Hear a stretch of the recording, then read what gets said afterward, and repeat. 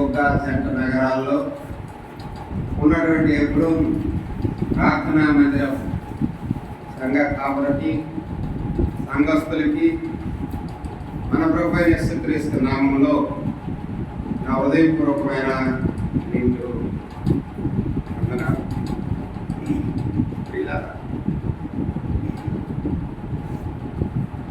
దేవుని మందిరంలో ఉండటానికి మనకి దేవుడి సమయం బట్టి ఎంతైనా వస్తువులు ఈ సమయంలో దేవుని మందిరంలో అందరూ ప్రభు కొరకై ఉన్నామని చెప్పిన వారు, ప్రభువును ఆశ్రయించిన వారు ఉన్నారని చెప్పిన వారు లేరు. ఆయా పనుల్లో, ఆయా పరిస్థితుల్లో, ఆయా సంతోషాల్లో, ఆయా ఆనందాల్లో తొలతోగుతూ మునిగిపోతూ ఆయా సమస్యల్లో పడిపోయిన వాడు కూడా ఉండకపోలేదు. వీళ్ళరా ఎంతైనా సరే నమ్మదగిన వాడు మన దేవుడు కనుకనే మనల్ని ఈ రీతిగా తీసుకుంటూ వస్తున్నాడు. ఆయన మందిర ఆవరణలో ఒక దినము గడుపుట 1000 దినాల కంటే శ్రేష్టమని చదువుతున్నాం, శ్రేష్టమని వింటున్నాం. శ్రేష్టమైన వాడిని ఆరాధించడానికి రాలేకపోతున్నాం. ఎంత దౌర్భాగ్య స్థితితో చెప్పినోడు నేనైనా, చిన్నోళ్ళు మీరైనా. అందుకే దేవుడు పక్షపాతి కాడు. ఇక్కడ నిలబడిన వాడే గొప్పవాడని, కూర్చున్న వాళ్ళు మీరు గొప్పవారు కాదని ఎప్పుడు కూడా మీ హృదయాల్లో ఊహించుకోకండి. ఇక్కడ నిలబడిన వాడు తృణమాత్రుడైన నరుడే, అక్కడ కూర్చున్న వారు తృణమాత్రుడైన నరుడే. అయితే ఒక అధికారము, ఒక ఆధిపత్యము, ఒక పెద్దగా ఎన్నుకున్న విధానాన్ని బట్టి ఇక్కడుండి దేవుని మాటలు చెప్పడానికి, అంతేగాని మీకు అతను గొప్పవాడని కానీ తెలివైన వాడని కాదని మీ డైరెక్ట్ మనం చేస్తున్నా. సరే, మంచిది పిల్లరా. మనము ఎలాంటి వారము, మనము ఏమై ఉన్నవారము, మనల్ని ఏ విధంగా మార్చడానికి ఇష్టపడ్డాడు, మనము ఏ విధంగా మార్చబడ్డాము, మనం ఏ విధంగా దేవునికి కృతజ్ఞమై వచ్చి ఉన్నాము అన్నది మన అంశము. ఆరాధనలో ఏమై ఉన్నది? ఏమన్నాను? ఇప్పుడు ఏమన్నాను? మనము ఎలాంటి వారు, ఏమై ఉన్నాము, ఎలాంటి వ్యక్తులమై ఉన్నాము, ఏమై ఉన్నాము, ఏ విధంగా ఉన్నాము, అటువంటి వారినైనా మనల్ని ఏ విధంగా ఆయన కొరకై మలిచినాడో, మార్చినాడో, ఏ విధంగా మనల్ని ఏర్పాటు చేసుకున్నాడో, ఆయనకి ఏ విధంగా మనం కృతజ్ఞత కలిగి ఉన్నామో అన్నది ఇవాళ అంశమై ఉన్నది. నిత్యము వింటున్నది, నిత్యము మాట్లాడింది, నిత్యము దేవుని వాక్యం మీ మధ్య ఉన్నదే.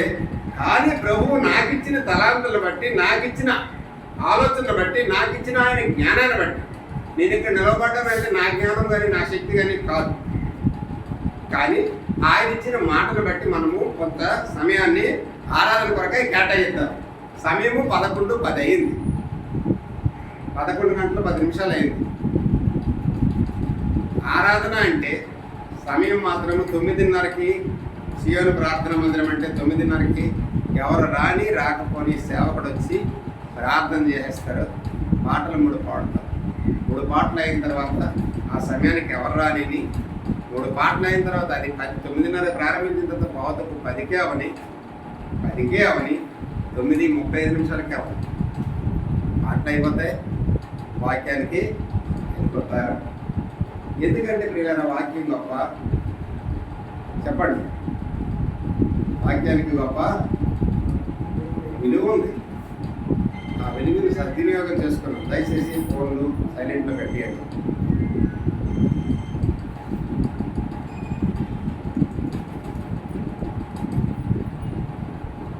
మనము ఎవరి సన్నిధిలో ఉన్నాం? ఒక ఎంఆర్ఓ గారు ఉన్నట్లయితే, ఎంఆర్ఓ గారు ఆఫీస్కి వెళ్ళినట్లయితే, ఎంఆర్ఓ గారు మనకి కేక వేసి పిలిచినప్పుడు మనం ఏ విధంగా ఉంటాం? ఒకసారి ఆలోచిస్తున్నారా? కలెక్టర్ గారు ఆఫీస్కి వెళ్ళాం. ఎంఆర్ఓ కలెక్టర్ పెద్దపల్లి కలెక్టర్ గారు ఆఫీస్కి వెళ్ళాం. మనం ఏ విధంగా ఉన్నాం? మరి కలెక్టర్ని సృష్టించినటువంటి వాడు, ఎంఆర్ఓని సృష్టించినటువంటి వాడు, ఒక టీచర్ని సృష్టించినటువంటి వాడు, ఉన్నతమైన అధికారులను అందరినీ సృష్టించినటువంటి వాడు, ఒక ఎమ్మెల్యేని సృష్టించినటువంటి వాడు, ఒక ఎంపీని సృష్టించినటువంటి వాడు, అంతేకాకుండా ఒక రాష్ట్రాన్ని సీఎంగా చేసినట్టు, లేకుంటే దేశానికి ప్రధానమంత్రిగా చేసినటువంటి వాడు, వీళ్ళందరికీ మించినటువంటి వాడు నీవు నేను. ఏంటి? ఆరాధించే దేవుడు. నేను కూడా ఒకప్పుడు సెల్ ఫోన్ పట్టుకొని ఒక మీటింగ్కి వెళ్ళేటప్పుడు ఆ మీటింగ్లో ఒక సేవకుడు అనుకున్న మాట ఏంటంటే, ఈ మాట చెప్పాను. నేను ప్రసంగం వెళ్ళక ముందే ఇవన్నీ జరుగుతున్నాయి. ఆ సెల్ మోగకపోతే బాగుండు, నేను ప్రసంగంలో క్లిప్ అయింది. ఆయన అంటున్న మాట ఏంటంటున్నా, అయ్యా నీవు నేను నమ్ముకున్న దేవుడు ఈ సెల్ ఫోన్కి బానిసం చేసినాడా? సరే ఆలోచించు.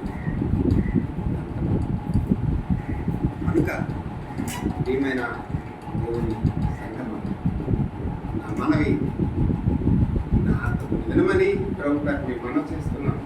క్షమించి దయతో సెల్స్ స్వాతం చేయండి. అయితే మనము ఏమై ఉన్నాము, మనము ఏ విధముగా ఉన్నాము, ఏ విధముగా మన దేవుడు మలిచినాడు, ఏ విధంగా మనం ఇదైనా మనది మనకి కాన్సెప్ట్ అయి ఉంది.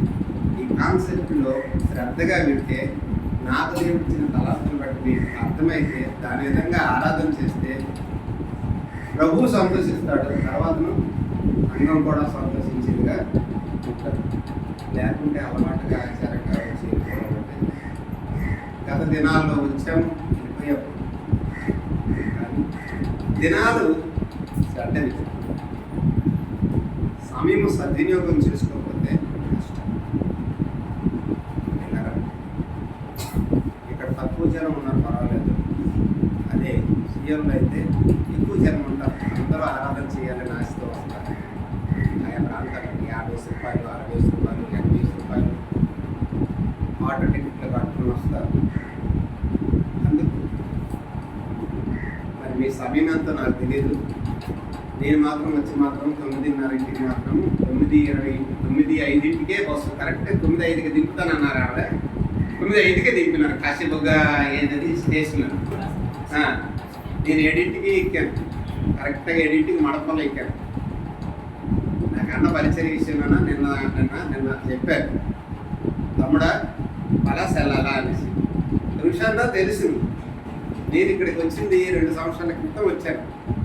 అప్పుడు మరి మీరు పరిచయం చేస్తారో లేదో నాకు తెలియదు, కానీ జ్ఞాపకం ఉందో లేదు.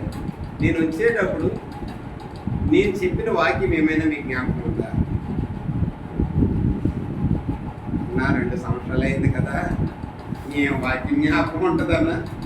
నిన్న తిన్ని కూర ఈరోజు నేను చెప్పలేకపోతున్నామన్నా అంటారు. తప్పదు కదా. కానీ 10 సంవత్సరాల క్రితం నీకు ఎవరైనా నీ విరోధులు, నీ శత్రువుగా ఏదో ఒక మాట అన్నారంటే ఆ రోజు ఆ మాట అన్నారు.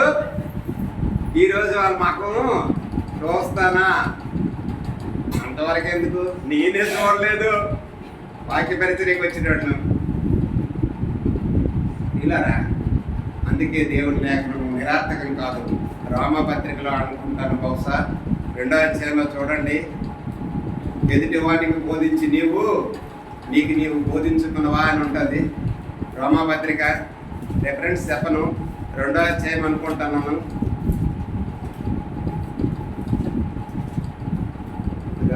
ఉంటే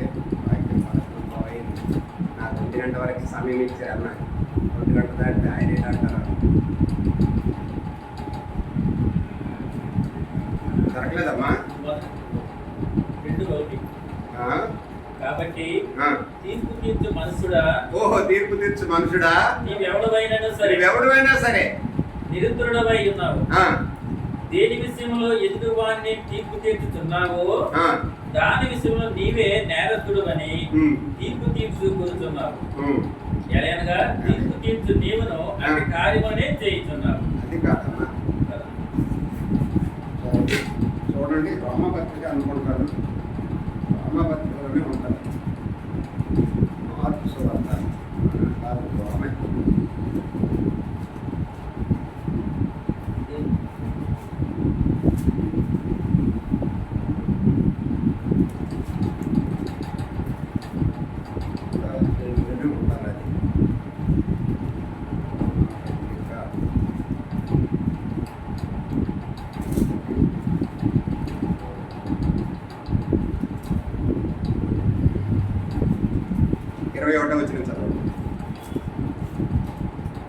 ఎదుటివానికి బోధించి నీవు బ్రదర్ తీసారా? 2వ అధ్యాయం రోమాపత్రిక 21. ఎదుటివానికి బోధించి నీవు నీకు నీవే బోధించుకొనవా? అది దొంగతనం చేస్తున్నాడు నువ్వు చూసి, నేను దొంగతనం చేస్తున్నావు జాగ్రత్త అని చెప్పి నేను వెళ్ళి ఇంకో దగ్గర దొంగతనం చేసినట్లయితే ఎవరికంట పడతాను? దేవునికంటే ఎలాగా పడతాం, కానీ ఎవరికైతే నేను బోధించినానో వాళ్ళ కంటకు పడతారు. అప్పుడు నా పరిస్థితి ఎంత తెలిసినా అంత గొప్పదై ఉంటుంది. కనుక జ్ఞాపకం చేసుకుందాం రండి. ఫిలోమోనుకు రాస్తూ పౌలు చెప్తున్న మాటను మనము జ్ఞాపకం చేసుకుందాం. అంతగా తెలివైన కాను, కానీ ప్రభువు చెప్పిన మేరకు, సేవకుడిచ్చిన ఆజ్ఞ శిరసాసించిన మేరకు మీ మధ్యకి ప్రభు నడిపించినాడు. కనుక ఇంకా ఏమైనా చెప్పాలంటే మరి చెప్పలేము. 4వ వచనం నుండి 11వ వచనం వరకు ఎవరైనా స్పష్టంగా విఫలంగా చదివి వినిపిస్తే చాలు. మా చదువు రాగానే వినండి. చదివినప్పుడు వింటే వినుడి ద్వారా విశ్వాసము కలుగును. దేని గురించి? మాటను బట్టి. ఎవరి మాటను బట్టి? యేసు క్రీస్తు, యేసు ప్రభు వారిని బట్టి, యేసు క్రీస్తు ప్రభు వారిని బట్టి. ఇక్కడ ఉన్న వారిని బట్టి కాదు సుమా, ఇక్కడ నిలబడిన చెప్పిన మాటను బట్టి కాదు సుమా. జ్ఞాపకం చేసుకున్నా. నీ ప్రేమను గూర్చి సమస్త పరిశుద్ధుల ఎడలను నీకు కలిగిన విశ్వాసమును గూర్చి నేను విని నా ప్రార్థన యందు నీ నిమిత్తము విజ్ఞాపనములు చేయించు ఎల్లప్పుడూ నా దేవునికి కృతజ్ఞతాస్తుతులు చెల్లించుచు క్రీస్తును బట్టి నీ యందున్న ప్రతి శ్రేష్టమైన వరము విషయమై నీవు అనుభవపూర్వకముగా ఎరుగుట వలన ఇతరులు నీ విశ్వాసమందు పాలువారగుట అన్నది కార్యకారి కావాలని వేడుకొనుచున్నాను.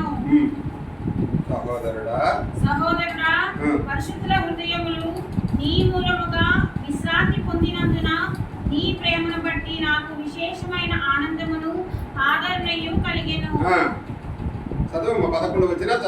కావున యుక్తమైన దానిని గూర్చి నీకు ఆజ్ఞాపించుటకు క్రీస్తునందు నాకు బహు ధైర్యము కలిగి ఉన్నను.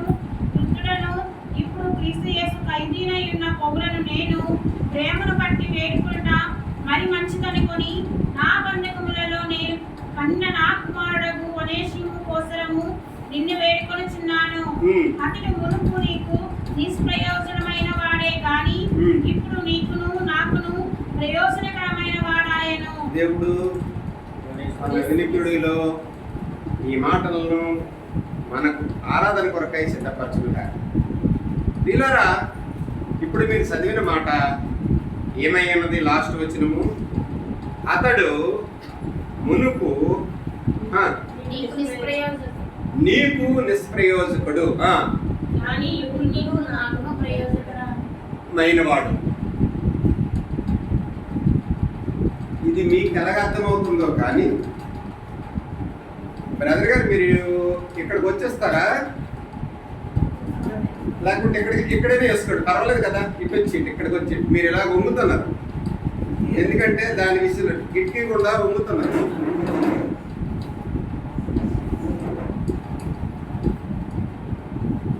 ఈ మాట ఉదయకాలం నుండి పదే పదే నన్ను గుచ్చుతూ వస్తుంది. మునుపు ఎలాంటి వారమాట? నిష్ప్రయోజనము అంటే నిష్ప్రయోజనం అంటే ప్రయోజనం లేని వారు, ఎన్నిక లేని వారము, యోగ్యత కొరకైనటువంటి వారము, అనర్హులము, అర్హతతో పొందుకున్న వారము కాదు.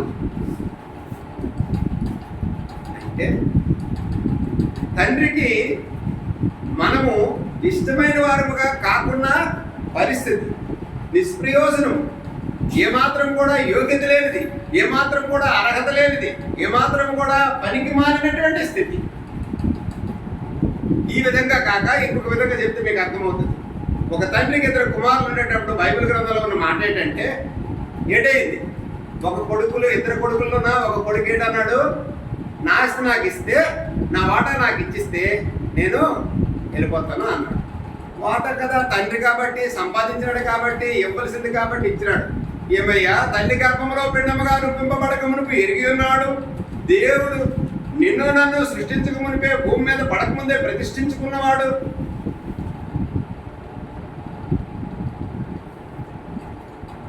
సృష్టిని అందుకే దావీదు అంటున్నాడు, అయ్యా నీవు నన్ను సృష్టించిన విధమును చూసినట్లయితే నాకు భయమును ఆశ్చర్యమును కలుగుచున్నది. అంతే కదా, భయము ఆశ్చర్యమును కలుగుతున్నది. భయం అంటే కొన్ని మామూలుగా ఏంటంటే కొడతాడు సుమా అనేసి అంటే భయం, భక్తి అన్నది. కానీ ఆశ్చర్యం ఏంటంటే ఆ ఆశ్చర్యమైన సంగతిని గ్రహించగలిగినాడు. ఎప్పుడు హృదయాన్ని దేవునికి అర్పించినప్పుడు ఆ ఆశ్చర్యమైన సంగతిని గ్రహించినాడు. ఏంటని, తల్లి గర్భంలో నేను పిండముగా రూపింపబడక మునిపే నన్ను ఎరిగినాడు, భూమి మీద పడకముందు ప్రతిష్ఠించుకున్నాడు. బాగానే ఉంది, కానీ తల్లి గర్భంలో నేను ఎలాగున్నాను, నేను ఏ విధంగా ఉన్నాను, నేను ఏంటి అన్నటువంటి విధానాన్ని ఆయన గ్రహించుకుంటున్నాడు.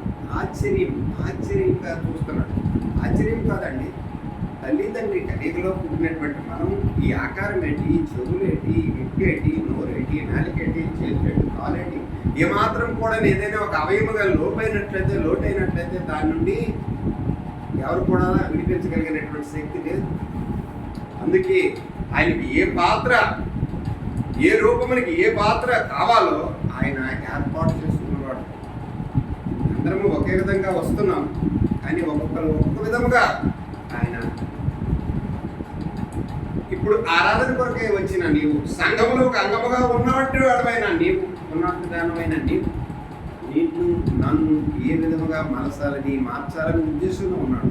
కొంతమందికి సాపలేసే పని, కానీ కొంతమంది పరిచయం చేసే పని, కొంతమంది వంటొండే పని, కొంతమంది అంటేమో కొట్టించే పని, కొంతమంది అంటేమో చేయవలసిన పని, కొంతమంది మందిరం కూర్చే పని, కొంతమంది కూరగాయలు తెచ్చే పని.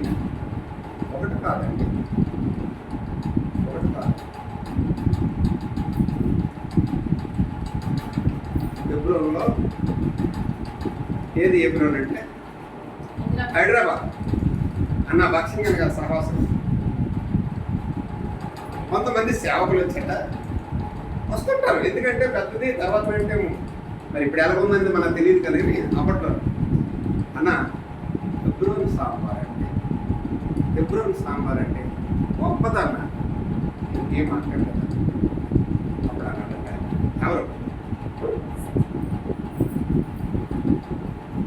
ఫారెన్ నుండో, జపాన్ నుండో, అమెరికా నుండో, సంయుక్త రాష్ట్రాల నుండో వస్తున్నటువంటి వారు ఆ భాషలో అన్న భక్సింగ్ కలిసి అప్పుడు అంటున్నాడు, మీ అని తిమ్మూతన్న, జానన్న, వీళ్ళందరూ కూడా అక్కడ పరిచర్యలన వాళ్ళు వచ్చినప్పుడు మనం ఎప్పుడైనా సరే సంఘ పరిచర్యలన కూరగాయలు కొనడానికి మార్కెట్కి వెళ్ళినప్పుడు ప్రార్థన చేసుకుని వెళ్ళామండి.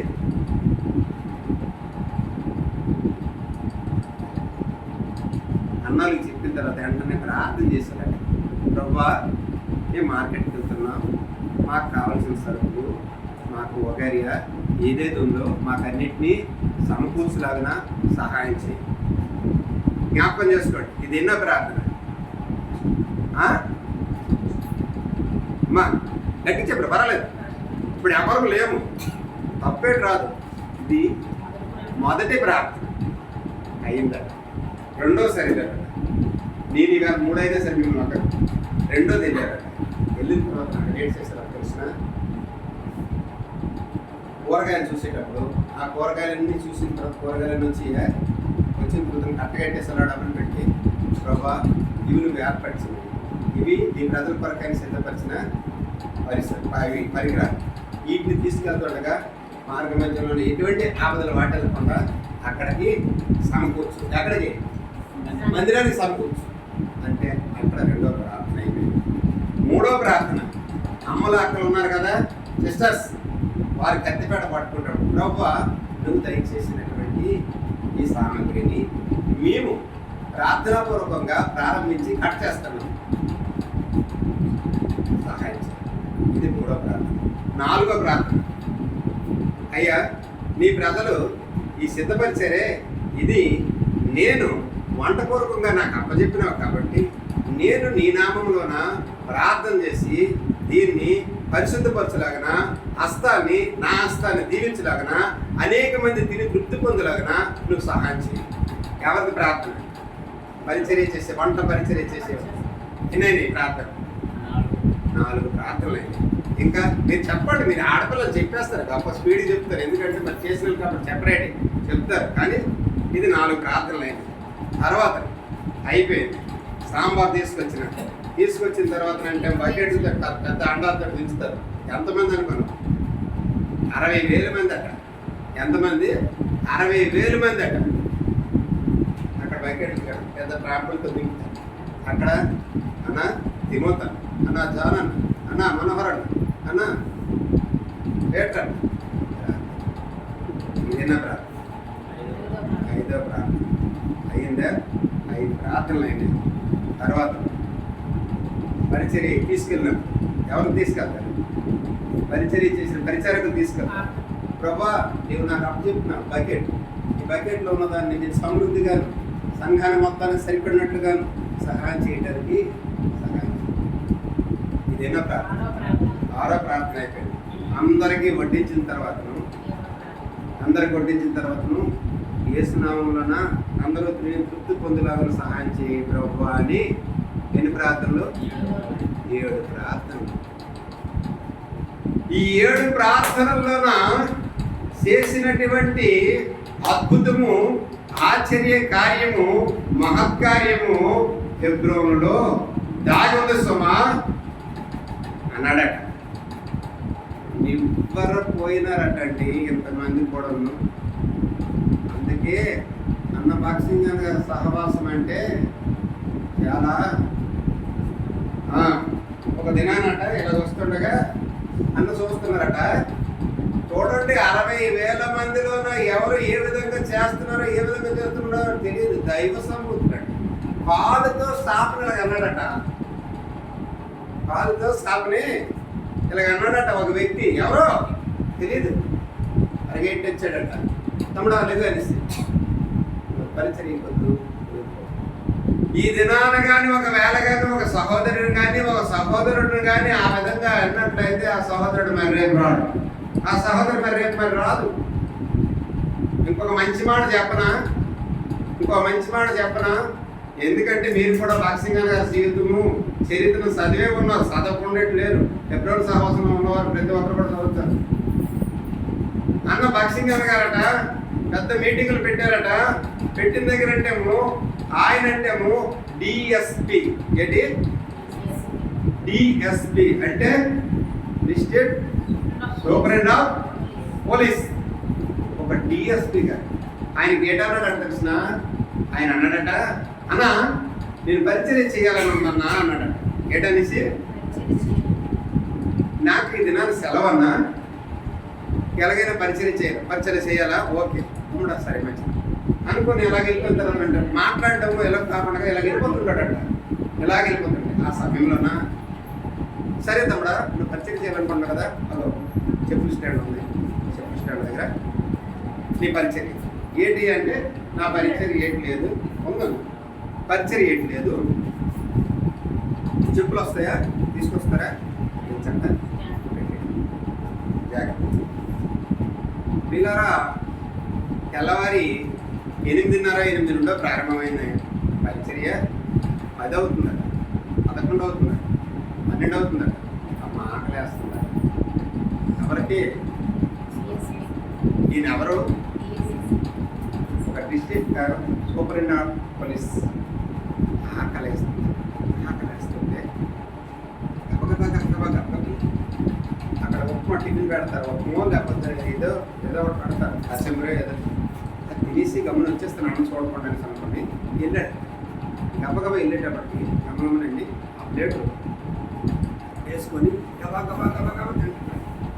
తినేలాగా నలుగురు చెప్పులు విడిచిపెట్టి లోపలికి వెళ్ళడం చూస్తున్నాడు. ఎవరు అన్న చూసి పరిగెట్టి వెళ్ళి ఒక్కటి తీసి కొట్టాడట. ఒక్కటి తీసి కొట్టాడు. అక్కడ ప్లేట్ పెట్టేసినట్ట వచ్చి ఆ పరిచర్య చేస్తూ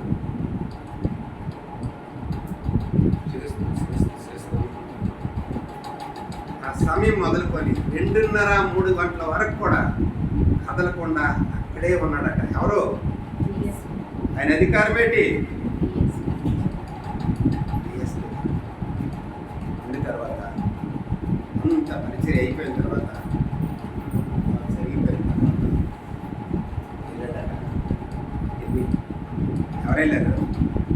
అన్నయ్య భక్సింగ్ అన్నయ్య వెళ్ళారట. వెళ్ళి అతను పట్టుకొని తీసుకొని వచ్చి తన మెయిన్ బ్రాంచ్ ఏదైతే ఆఫీసర్ అక్కడ తీసుకెళ్ళి ఆయన ఎక్కడైతే కూర్చుంటాడో అక్కడ కూర్చుండబెట్టి ఆయన ఎక్కడైతే భోజనం చేస్తాడో బల్ల ఆ బల్ల దగ్గర కూర్చుండబెట్టి పరిచారకుని పిలిచి భోజనం తీసుకురాడని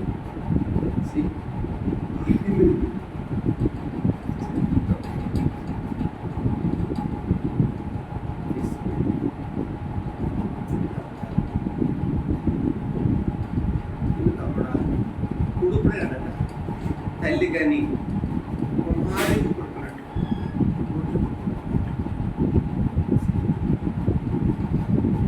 ఇప్పుడు అంటున్నాడట, ఏదైనా దేవుని పని నీకు అప్పగిస్తే నమ్మకం లేదా చేయలేదు.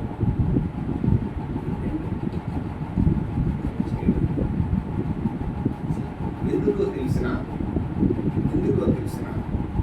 చదవండి. అతడు మునుపు నిష్ప్రయోజనమైన నిష్ప్రయోజనమైన వాడే కానీ ఇప్పుడు నీకును నాకును ప్రయోజనకరమైన వాడాయను.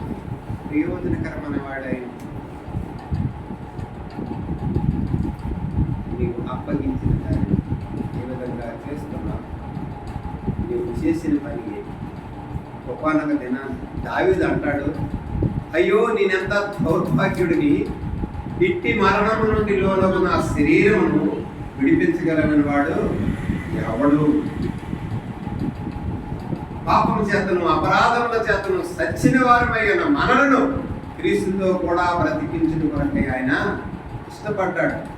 అంతేకాకుండా ఒక మాట రాయబడ్డారు, ఆ పాపపు పత్రమును చించివేసెను అని రాయబడ్డది.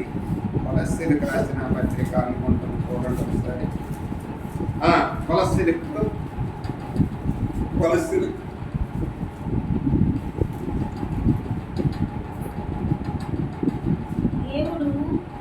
అమ్మా ఎన్నో 2:13 మరియు అది మరి అమ్మా 15 లాస్ట్ చూడండి. దేవుడు రాతపూర్వకమైన ఆజ్ఞ వలన మన మీద రుణముగాను ఉన్న మనకు విరోధముగాను నుండిన పత్రమును మేకులతో సిలువకు కొట్టి దాని మీద నా చేతి వ్రాతను తుడిసివేసి మనకు అడ్డము లేకుండా దానిని ఎత్తివేసి మన అపరాధములన్నింటినీ క్షమించి ఆయనతో కూడా జీవింపజేసెను మిమ్మును. ఆయనతో కూడా మిమ్మును జీవింపజేసెను. ఆయన ప్రధానులను అధికారులను నిరాయుధులుగా చేసి సిలువ చేత వాటిని పెట్టి తెచ్చి బాహాటముగా వేడుకకు కనపరెచెను. వేడుక అంటే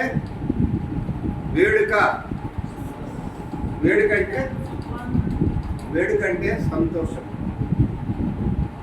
మా పెళ్లి వేడుకకు ఆహ్వాన పత్రిక, మా రజిస్ట్రాల ఆహ్వాన వేడుక, మా గృహన నూతన గృహ ప్రవేశ ఆహ్వాన వేడుక, సంతోషమునికి అప్పచెప్పినాడు. ఎక్కడి నుండి ఎక్కడికి వచ్చినాడు? ఈ నిష్ప్రయోజనమైన వాడు, ఈ నిష్ప్రయోజనమైన వాడు. నేను మనుష్యుని కొరకు అపోస్తలుడైన పౌలు కొరకు కానీ చెప్పడం లేదు. జ్ఞాపకం చేసుకున్నాడు. దేవుని వాక్యం రెండంచులు గల కట్టం. దేవుని వాక్యం ఎవరిని ఏ విధంగా వాడుకుంటుందో చెప్పలేము. నేను మీరు ఆరాధన కొరకే అపరాధముల చేతను పాపముల చేతను సచ్చినవరమైన సైతం మనల్ని, మునుపు దూరస్తులమై ఉన్న మనల్ని ఇప్పుడు ఎక్కడికి తీసుకొస్తున్నాడు? దేవుని సన్నిధికి తీసుకొచ్చినాడా? ఆయన శిలువ మరణము ద్వారా మనకి వేడుకకు కనపరిచినాడు. ఆయన శిలువ మరణము ద్వారా వేడుకకు కనపరిచాడు. ఒక క్షణాన నీ జీవితం నా జీవితం నరకం, పాతాళం, అగ్ని బిలం, అగ్ని ఆరదు, పురుగు సాగదు. ఇటువంటి దానిని నీ నా మనోనేత్రాలను తెలిసినాడు. ఎలా తెలిసినాడు? ఎలా చేసినాడు? ఎలాగా?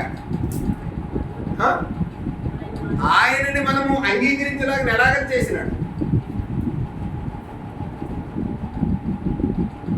ఎలా చేశాడమ్మా?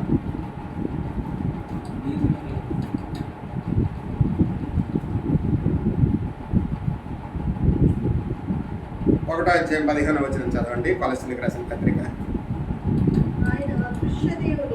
ఆయన అదృశ్య దేవుని స్వరూపి అయి సర్వ సృష్టికై ఆది సంభూతుడై ఉన్నాడు.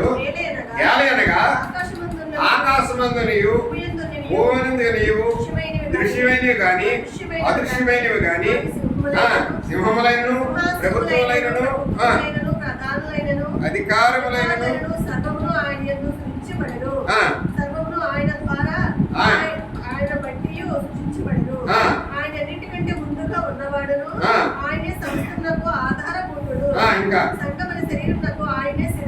సంఘమనే శరీరమునకు ఆయనే శిరస్సు.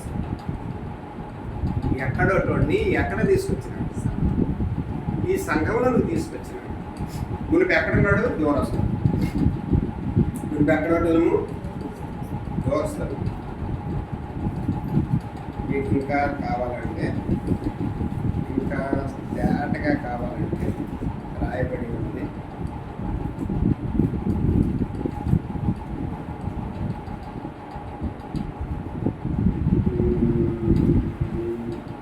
దశలోనికి రాసిన మొదటి పత్రిక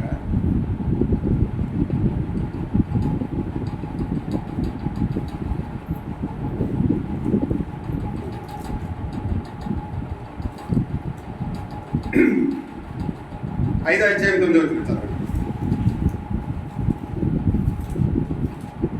ఎందుకనగా మన ప్రభువైన యేసుక్రీస్తు ద్వారా రక్షణ పొందుటకే దేవుడు మనల్ని నియమించెను, కానీ వికృత పాలకులను నియమింపలేదు. అది ఒకటి అన్నావా? ఇంకా 5వ అధ్యాయం 23వ వచనం చదవండి. సమాధానకర్తయగు దేవుడే మిమ్మల్ని సంపూర్ణంగా పరిశుద్ధపరచును గాక. మీ ఆత్మయు జీవమును శరీరమును మన ప్రభువైన యేసుక్రీస్తు రాకడయందు నిందారహితముగాను సంపూర్ణముగాను ఉండునట్లు కాపాడబడును గాక. మిమ్మల్ని పిలిచిన వాడు నమ్మకమైన వాడు కనుక అలా చేయు. ఇది రెండోది. మూడోది మీకు చూపిస్తాను.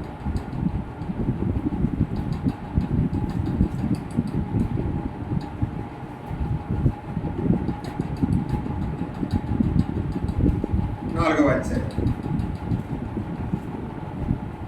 ఇప్పుడు ఇవన్నీ మన పక్షాలు చేసినాడు. మనం ఎలాంటి వారం అనేది 4వ అధ్యాయం 4వ వచనం 5వ వచనం చూపిస్తుంది. చూడండి. మీలో ప్రతి వాడును దేవుని ఎరుగని అన్యజనుల వలె కామాభిలాషులయందు కాక పరిశుద్ధయందును ఘనతయందును తన తన గర్భమును ఎట్లు కాపాడుకొనును అది ఎరిగి చిత్తము. ఇప్పుడు మీకు అర్థమైందే ఎందుకు నీవు ఆరాధన చేయాలా, ఎందుకు నువ్వు ఆరాధన చేయకూడదు, ఎందుకు దేవునికి నువ్వు కృతజ్ఞత చెల్లించాలా, నువ్వు ఎప్పుడు కృతజ్ఞత చెల్లించగలుగుతావు? దేవుణ్ణి ఆరాధన చేయాలి. నువ్వు ఏదైనా సరే ఒక బాష్ప బిందువు రాలాలంటే నీ జీవితంలో ఏదైనా ఒక ఉల్లాసంతో కూడుకున్నటువంటిది, అంటే ఆనందదాయకంతో కూడుకున్నటువంటిది, దానికి ఏంటంటారు? ఆనంద బాష్పములో అంటారు కదా. ఒకవేళ నీ జీవితంలో జరగని కార్యము దేవుని ద్వారా జరిగినప్పుడు నీకు దాంట్లో నుండి వచ్చినది ఏంటంటే దుఃఖ సాగరంలో మునిగినటువంటి బాష్ప బిందువు. దుఃఖ సాగరంలో ఉన్న బాష్ప బిందువు నీకు సంతోషాన్ని తీసుకురావడానికి. అందుకే ఏంటన్నాడు, మీ దుఃఖము సంతోషమవునట్లుగా నేను చేయగలను అన్నాడు. ఏ దుఃఖం అంటే ఒకానొక దినాన నా జీవితంలో నా స్థితిలో ఇల్లు కూడా లేనటువంటి పరిస్థితి, నా ప్రాంతం నుండి నా ఊరు నుండి వెలివేయబడినటువంటి పరిస్థితి. నా ఊర్లో 140, 150 ఇల్లులో ఎవరు ప్రభువుని నమ్ముకున్నారు లేరు. అలాంటప్పుడు నేను నమ్ముకున్నప్పుడు నన్ను వెలివేసినటువంటి ఊరు.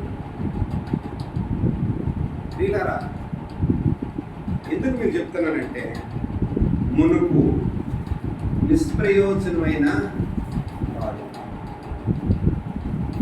నిష్ప్రయోజనమైన వాడు. ఎందుకు నిష్ప్రయోజనమైన వాడైనాడు? ఎందుకు నిష్ప్రయోజనమైన వాడైనాడు? ఇప్పుడు బయట ఉన్నారు దేవుడు నమ్ముకున్నటువంటి వాడు, వారు కూడా దేవుడు బిడ్డలే, వారు కూడా దేవుని సంబంధులే, దేవుని ఆత్మీయులే. కానీ అది ఏంటి లేదు, జ్ఞానం మనకు మించుంది. జ్ఞానం లేదు ఎప్పుడు కూడా అనకూడదు.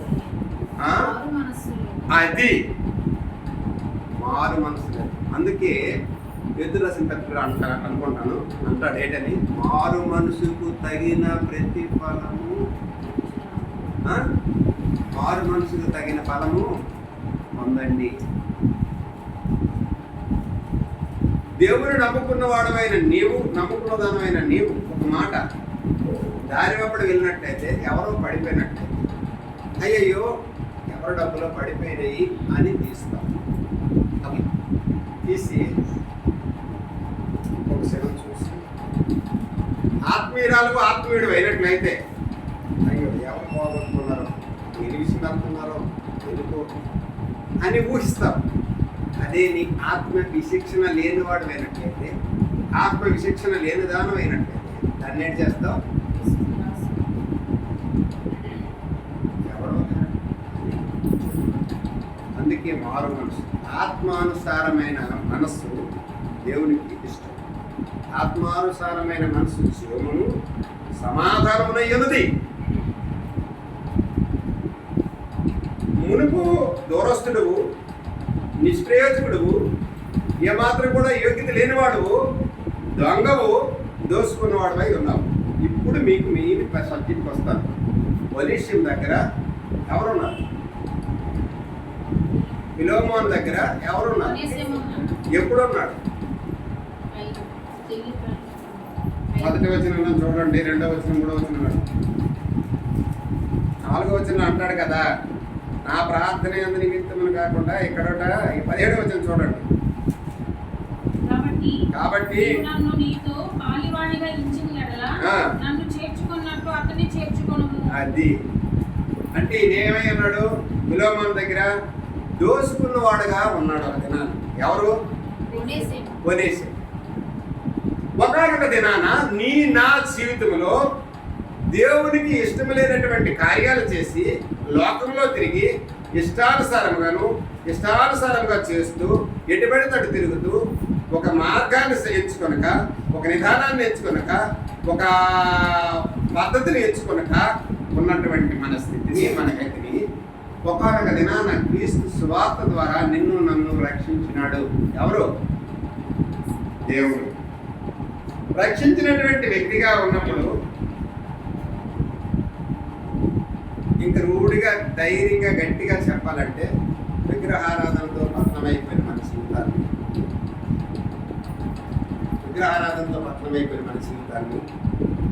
ఎదుటి వాళ్ళని చూసి అసహించుకున్న మన జీవితాన్ని, వారబోతుతనంతో ఉన్నటువంటి మన బ్రతుకులను, విననొల్లనటువంటి జీవితంలో బ్రతికిన మన బ్రతుకులను జ్ఞాపకం చేసుకుని ఒకానొకప్పుడు ఇష్టం లేనిది, ఒకానప్పుడు అంతే దేవునికి నష్టపెట్టేది, ఒకానొకప్పుడు అంతే దేవునికి కష్టం తీసుకొచ్చేది, ఒకానొకప్పుడు అంతే దేవునికి దుఃఖపెట్టేది మునుపు మనమేంటి నిష్ప్రయోజనమైనటువంటి వారు. ఇప్పుడైతే నీకును నాకును ఈ నీకు నాకు అన్నది ఏంటంటే ఒకసారి జ్ఞాపకం చేసుకోవాలి. ఇక్కడ మాట్లాడుతున్న మాట ఏంటంటే ప్రభు యేసుక్రీస్తు వారు తండ్రి అయిన తండ్రికి కుమారునికి ఇష్టమైన వారుగా మనము ఉన్నామని విజ్ఞాపనగా నిలబడుతూ వస్తుంది. ఇలారా ఎలాగొస్తుందంటే మునుపు దూరస్తుడు, మునుపు దేనికి పనికిరానిటువంటి వాడు ఇప్పుడు మాత్రం ఎందుకు పనికిరాలేదు? దేవునికి దుఃఖపెట్టిన వారము, దేవునికి కష్టపెట్టిన వారము, దేవునికి నష్టాన్ని తీసుకొచ్చిన వారము. మన హృదయాల్లో ఉన్నటువంటి ఆలోచన బట్టి, గర్వాన్ని బట్టి, అహంకారాన్ని బట్టి, హృదయ ఆలోచన బట్టి మన ఇష్టానుసారంగా చేయడానికి ఇష్టపడుతూ వచ్చినాం. ఎటుబడితోటి తిరిగిన వారు, ఎటుబడితోటి తిరిగినటువంటి బ్రతుకు, నిష్ప్రయోజనమైనటువంటి బ్రతుకు. తండ్రి దగ్గర నుండి కుమారుడు తీసుకెళ్ళిపోయిన ఆస్తి ఏడు చేసినాడు, దుర్వ్యాపారం వలన తన ఆస్తిని పాడు చేసుకున్నాడు. తన ఆస్తినే కాదు, తన శరీరాన్ని కూడా పాడు చేసుకున్నాడు. తన శరీరమే కాదు, లాస్ట్కి ఏంటంటే తన పొట్టకు కూడా ఇబ్బంది పడసాగెను అని రాయబడ్డది. ఇబ్బంది పడసాగెను. అలాంటి పరిస్థితిలో తండ్రి కావాలని జ్ఞానోదయం కలిగింది. అలాంటి పరిస్థితులు నిష్ప్రయోజనమైనటువంటి మనల్ని పౌలు ఇక్కడ వాడుకున్నాడు. వనిష్యం ఖైదీలో పడ్డాడు. పౌలు ఎందుకు పడ్డాడో ఖైదీలో తెలిసిన పని. ఇప్పుడు వనిష్యము ఖైదీ అని పడ్డాడంటే, వనిష్యం ఎలా పడ్డాడంటే మన ఇంట్లో దొంగతనం చేసినాడని చెప్పుకొని ఆయన అంటే ఖైదీగా మంచి వచ్చినాడు. మరి పౌలు ఎందుకు వచ్చినాడు?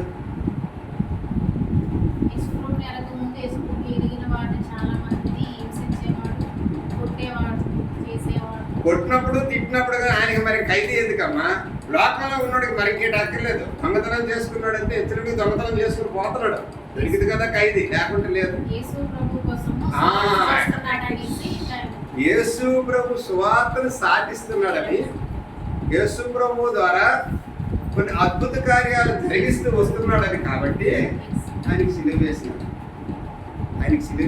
సిలువ వేసినప్పుడు ఎక్కడికి వచ్చినాడు? ఖైదీగా చెరసాలలో ఉన్నాడు. చెరసాలలో ఉండేటప్పుడు ఈ మనిషిని కూడా ఈ చెరసాలకు వచ్చినాడు. నీలాంటలము నాలాంటలము అయినట్టుగానే ఏడు చెప్తుంది తెలిసిన అతుకుమల్లోడా ఏదో చెప్పేసి ఏదో ఒకటి చేసేసి ఇన్నింటి వాసాలే ఎక్కడతావా అదేంటి ఇదేంటి అనిస్తుంటే గాబరయ్యి ఇదేదో చేస్తుంది. కానీ అందుకే తమ దేవుని ఎరుగు వారు కాలము కలిగి గొప్ప కార్యములు చేదురు. దేవుని ప్రేమ, యేసు ప్రేమ కనపచ్చు. వస్త్రాధారంలో లేదు సుమా, ఏంట్లో కావాలి? ఆత్మీయతలో యేసుని కనపరచాలి. సువార్త ఆ రోజుల్లో సువార్త యేసు ప్రభువుని కనపరిచిన సువార్త. ఈ దినాల్లో సువార్త మరుగైపోతుంది. సువార్తను మనం ప్రకటించలేకపోతున్నాం. ఎందుకంటే లోకం అంత భయంకరంగా తయారవుతూ వస్తుంది. అధికారులు అయితేనేమి, అనాధికారులు అయితేనేమి అందరికీ కూడా. ఎందుకంటే లోకము దాని ఆశ గతించిపోతుంది. దేవుని రాగడం దగ్గర అవుతుంది. ఇలా ఎందుకంటే అది చెప్పవలసిన మాట ఇంకా జ్ఞాపకం చేసుకోవాలా.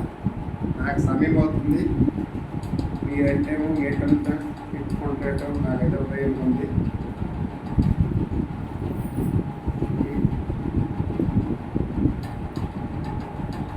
అతడు మునుపు మీకు ప్రయోజనకరమైన వాడే కానీ ఇప్పుడు నీకు నాకును ప్రయోజనకరమైన వాడు, నిష్ప్రయోజనమైనటువంటి వాడు, వాడబడనటువంటి పాత్రగా ఉన్నటువంటి వాడు, యోగ్యతకు పరకానటువంటి వాడు ఇప్పుడు నీకును నాకు ప్రయోజనకరమైన వాడుగా ఉన్నాడని చెప్తున్నాడు.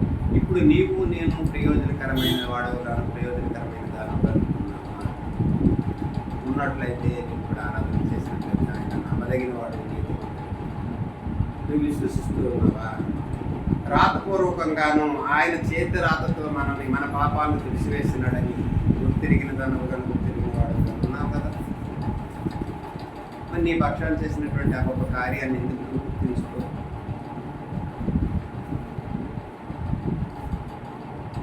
మరి లోతుగా వెళ్ళాలంటే చాలా ఉన్నది, కానీ వెళ్ళడానికి కూడాను సమయం లేని పరిస్థితి. 10ంటికి ప్రారంభించినట్లయితే సక్రంగా ఉన్నాం. మరి అది 11:10కి మాకు ఇచ్చిన సమయం కనుక జ్ఞాపకం చేసుకోవాలా. కొలస్సీలకు రాసిన పత్రిక 4వ అధ్యాయం 9వ వచనం. నాతో కూడా చెరలో ఉన్న ఆ, అరిస్తర్కును, బర్నబాకును, సమీప ఖ్యాతి అయిన మార్కును మీకు వందనములు చెప్పుచున్నాడు. 4వ అధ్యాయము 1వ వచనం. ఉమ్, మీరు మా స్థితి తెలుసుకున్నట్లును మీ హృదయములను అతడు ఆదరించినట్లును అతనిని అతనితో కూడా నమ్మకమైన ప్రియ సహోదరుడైన ఒనేసిమును మీ యొద్దకు పంపుచున్నాను. ఇతడు మీ యొద్ద నుండి వచ్చిన వాడే. మీరు ఇక్కడి సంగతులని మీకు తెలియజేతురు. ఇక్కడ సంగతులన్నీయు తెలియజేతురు. అర్థమైందా? దీన్ని వివరించాలంటే మనకు గంట అవుతుంది.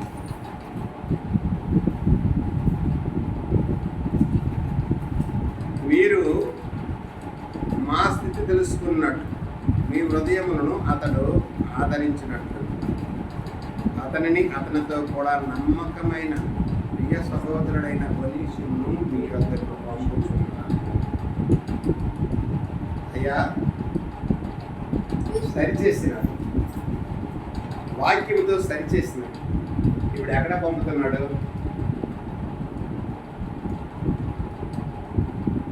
ఒనేసిమును ఎక్కడ పంపుతున్నాడు? ఫిలోమోను దగ్గరికి మనం పంపుతున్నాడు. ఒకనప్పుడు దేవుడు నిన్ను నన్ను సృష్టించినాడు. లోకంలో ఉన్నాము, లోకంలో తిరిగాము. లోకంలో నుండి మనం వేరుపరచడానికి మనం ఖైదీగా చెరలో పట్టబడ్డాము. ఏ చెరలో? యేసుక్రీస్తు చెరలో పట్టబడ్డాము. పట్టబడిన దాన్ని మన జీవితాన్ని మార్చినాడు. ఎలాగా? ప్రభువైన యేసుక్రీస్తు వాక్యం ద్వారా మార్చి మలిచి మనల్ని ఏ విధంగా చేసినాడు? ఒక నిదానమైనటువంటి, ఒక ప్రధానమైనటువంటి ఒక మార్గాన్ని, ఒక వంతునిగా తయారు చేసినాడు. మనకి తయారు చేసి ఎక్కడ పంపిస్తున్నాడు? ఎక్కడైతే పడిపోయినామో, ఎక్కడైతే జారిపోయినామో, ఎక్కడైతే నష్టాన్ని కోరి తెచ్చుకున్నామో ఆ నష్టం దగ్గరికి మళ్ళీ వెళ్ళడానికి ఇష్టపడుతున్నాం. ఎందుకంటే అక్కడ సమృద్ధి ఉందని, అక్కడ సంతృప్తి ఉందని, అక్కడ ఆనందం ఉన్నదని, అక్కడ ఆప్యాయత ఉన్నదని, అక్కడే నీ రక్షణ భాగ్యాన్ని తెలియపరచుకోవాలని, నీవు అనేకుల కనుక రక్షణ మార్గాన్ని చూపించాలని, రక్షణలో వారందరినీ నడిపించాలని నీ సన్నిధికి, దేవుని సన్నిధికి నడిపించి ఆదరించాలి. అందుకే ఎక్కడ నుండి వచ్చాము, మనం ఎక్కడి నుండి వచ్చాము, ఎక్కడికి వెళ్ళాము, ఎక్కడ మనం స్థిరపడ్డాము, ఎక్కడి నుండి మళ్ళీ ఎక్కడికి వచ్చినామంటే మళ్ళీ ఒనేసిమును ఎక్కడికి వచ్చినాడు? ఫిలోమోను దగ్గరికి వచ్చినాడు. ఎందుకు వచ్చినాడో తెలిసిన? ప్రభువైన యేసుక్రీస్తు ద్వారా ఆయన మారు మనసు పొందినాడు, రక్షణ భాగ్యమును అందుకున్నాడు. నీవు నేను యేసుక్రీస్తు ద్వారా మన పాపములు క్షమింపబడ్డాయి. మన రక్తము, ఆయన రక్తం ద్వారా మన పాపాలు క్షమించబడ్డాయి కనుక, మనం ఆయన రక్తంలో కడబడ్డాం కనుక, ఆయన రక్తం ద్వారానే మనం పవిత్రపరిచినాడు కనుక, మనం ఇప్పుడు ఎక్కడున్నాము? దేవుని సన్నిధి, ఆయన సన్నిధిలో ఉన్నాం, ఆయన మందిర ఆవరణలో ఉన్నాం, ఆయన గణపరచు వారంగా ఉన్నాం, ఆయన స్తుతించు వారంగా ఉన్నాం, ఆయన ఆరాధించు వారంగా ఉన్నాం. దేనిని బట్టి?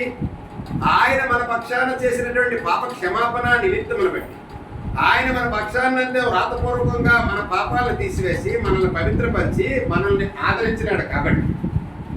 అంతేకాకుండా మరణమును మన మీద ఏలుబడి చేయకుండా ఆయన మరణాన్ని మింగినాడు కాబట్టి ఇంకేం కావాలి? ఆయన చేసిన కార్యాన్ని బట్టి ఇంక ఏమి కావాలి మనకి? ఏ విధంగా ఉన్నాం, ఏ విధంగా చేస్తున్నాం, ఏ విధంగా నడుస్తున్నాం, ఏ విధంగా ఆయన మనం ఆక్రమించినాం, అది మనకు మనంగానే వ్యక్తిగతంగా ఒకరికి ఒకరంగా తెలుసుకుని, ఒకరికి ఒకరంగా పురుగులుకొని, ఒకరి హృదయం కాకుండా నీ హృదయం ఆశ నాకు తెలియదు, నా హృదయంలో నా ఆలోచన నీకు తెలియదు కనుక దేవుడు నీ పక్షాన చేసినటువంటి ఆ గొప్ప కార్యం, దేవుడు నీ పక్షాన చేసినటువంటి అద్భుత కార్యాన్ని బట్టి, దేవుడు నా పక్షాన చేసినటువంటి రక్షణ కార్యాన్ని బట్టి దేవునికి కృతజ్ఞత చెల్లిద్దాం కాక. అట్టి రీతిగా వాక్యానుసారంగా ఆరాధన చేసుకుంటూ కాక దేవుడు తన వాక్యాన్ని 12 దీవించిన కాక.